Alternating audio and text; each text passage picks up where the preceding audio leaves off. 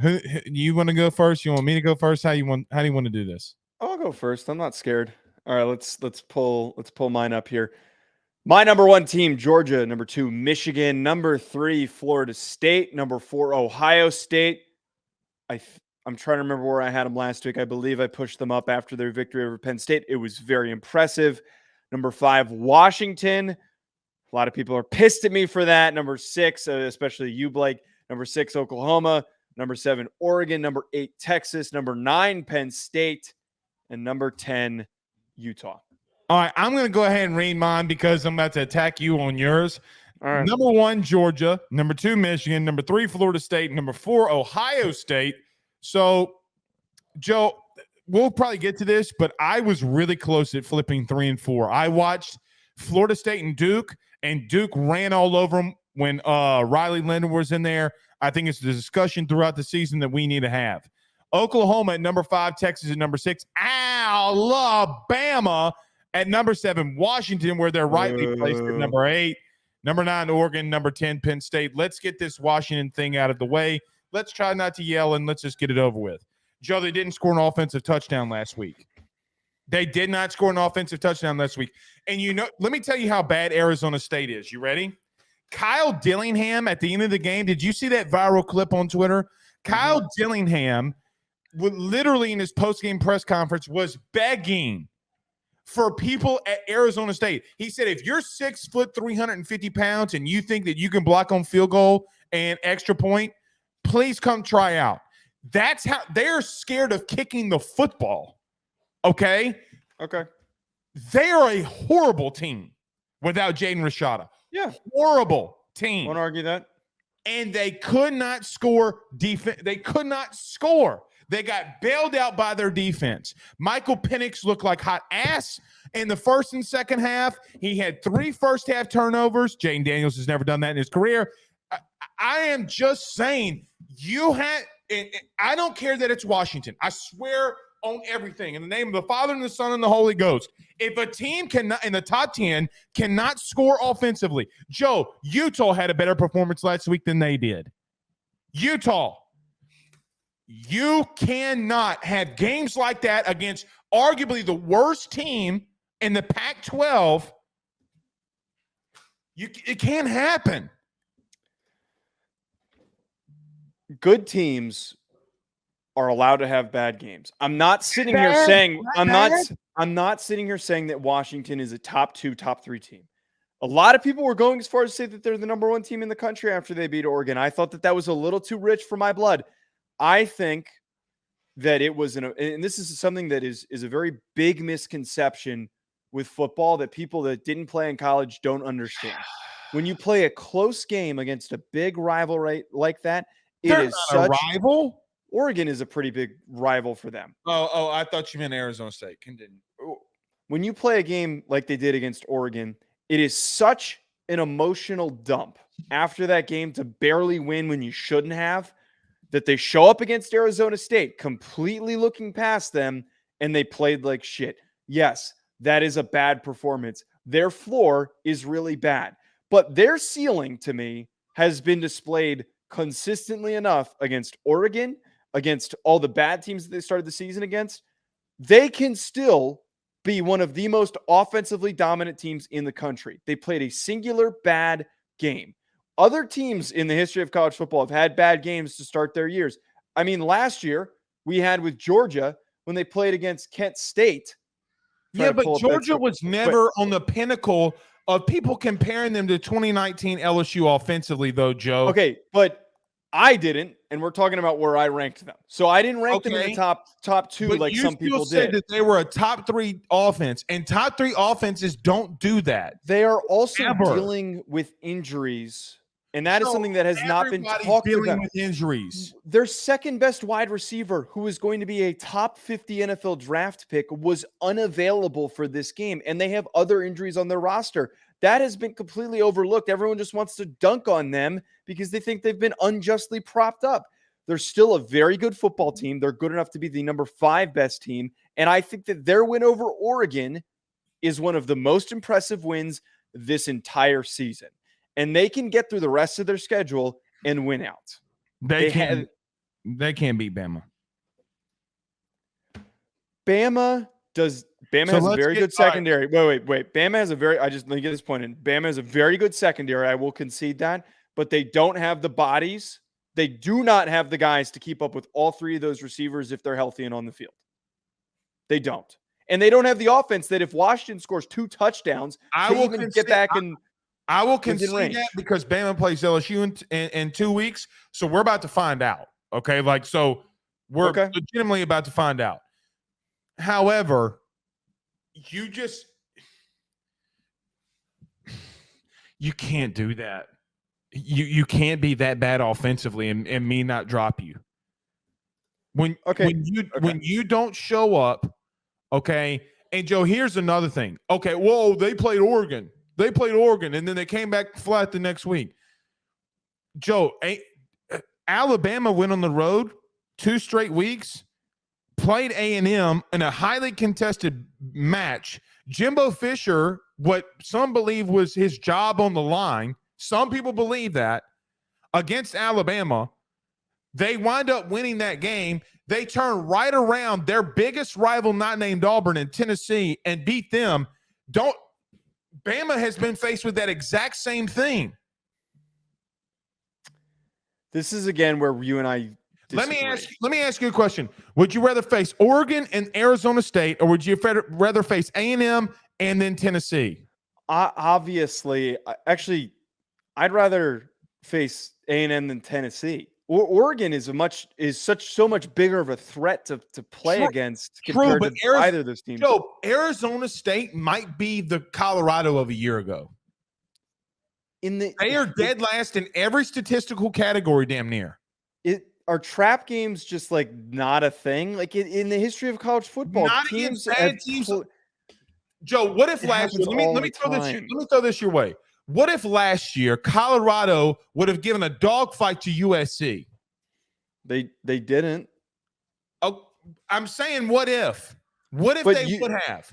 USC leading up to that point didn't have any challenges when they played. Joe, Arizona Colorado. State is one of the worst teams in the country. They could be potentially the worst team in Power 5 right now.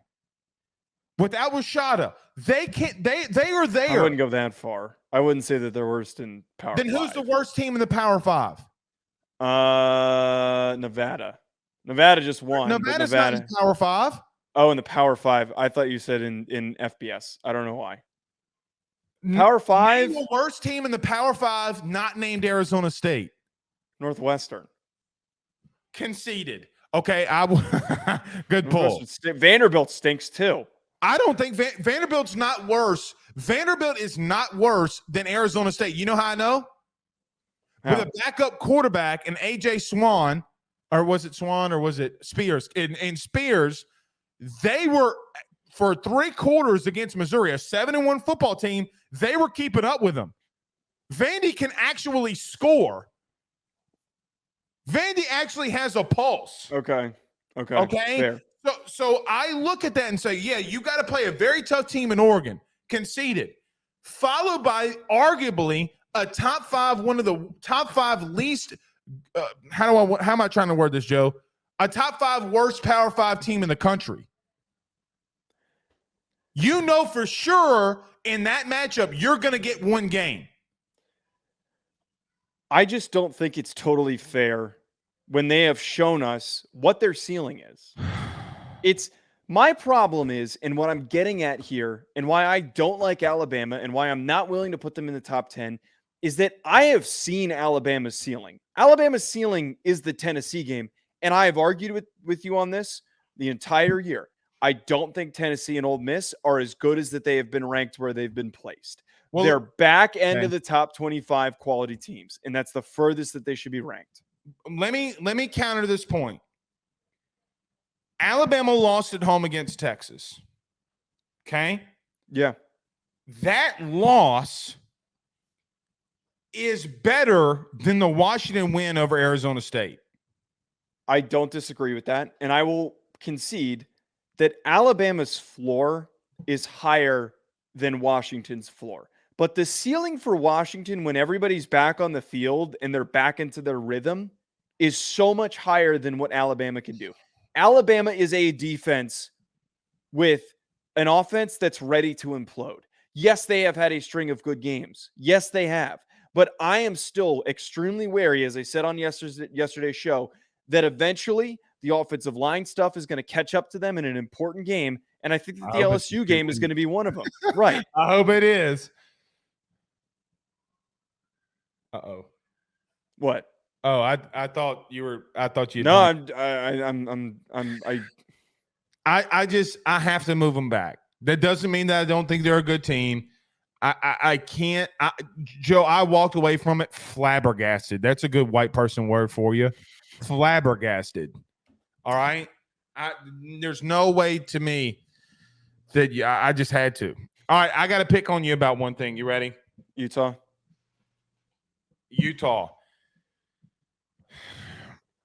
Joe, again, if our top 10, if the core of it is who are the best top teams, I don't think Utah can beat LSU. I don't think Utah can beat Ole Miss. I don't think Utah can beat Bama. Now let's go to the Big Ten. I don't think Utah can beat. I'm going to be careful here. I really do question some teams in the Big Ten. Can Utah actually beat them? Okay, I completely disagree with that. All right, let me go to another conference. Okay. I think UNC can beat them. I think Miami can beat them. I think Clemson gives them one hell of a game. I would say that that's mutual. Okay? I really do believe that. Okay. On a neutral field, I think that there's maybe 5 teams in the ACC that beat them. I think there's 5 teams in the SEC that beat them. And quite honestly, I don't know if, Utah has a pretty tough stretch coming up here. This starts it all in Oregon. I don't know if they don't come away with 2 losses in this stretch. Well, here's my thing with Utah. We've been saying this on a week-to-week basis. How many times have we counted out Utah? How many times have we talked about Utah and saying their offense is terrible and they somehow still find a way to win a football game? I don't think that there are very many teams so far this year that have shown me a more impressive resume than what they've put together. But the eye test is telling you. The eye test tells me that they have an elite defense. And I get that they have offensively struggled. But they have also faced some difficult defensive matchups throughout this stretch. Oregon State's defense isn't that bad. UCLA's defense isn't that bad. They have been butchered offensively. And I don't think that their offense is as bad as those statistics tell us. I think that they can be a little bit better than what we've seen in the early stretch of the season. If Bryson Barnes can play 3/4 of the way that he did against USC, that team is a lot better than they are on paper. I can't go there because I think they're better teams than them. I think they keep winning. But so does Bama. Against better competition, whether you like it or not. They're just so lopsided. I don't think it's that much better of competition, though. No, it doesn't matter. You know what? They're lopsided. Your buddy Sean Anderson said something. I was listening to y'all's show today. Don't tell him I said it. And yes, I actually do listen to you. Sean said something so profound that he said the point that I was trying to make yesterday. Remember when I was like, I believe that we have been enamored by so much offense. And he was talking about how even in the NFL, offense is down, right? Yeah. Okay. Joe, we're not enamored by what Bama's doing defensively because we're so worried about what they're doing offensively. Were they bad to start the year? Okay. Yeah. But teams are allowed to get better. And what I just saw from Tennessee and quite honestly, A&M, everybody's talking about Milroe. Milroe only had 50 yards of rushing against A&M and still found ways to win. And A&M blows Arizona State out of the water. Blows them out of the water. And you know that. Okay? Teams in the Pac-12, it's not the same. Everybody wants to throw the Arkansas thing at me. Arkansas, for what it's worth to me, is still a more physical and better team than some teams that they're going to face.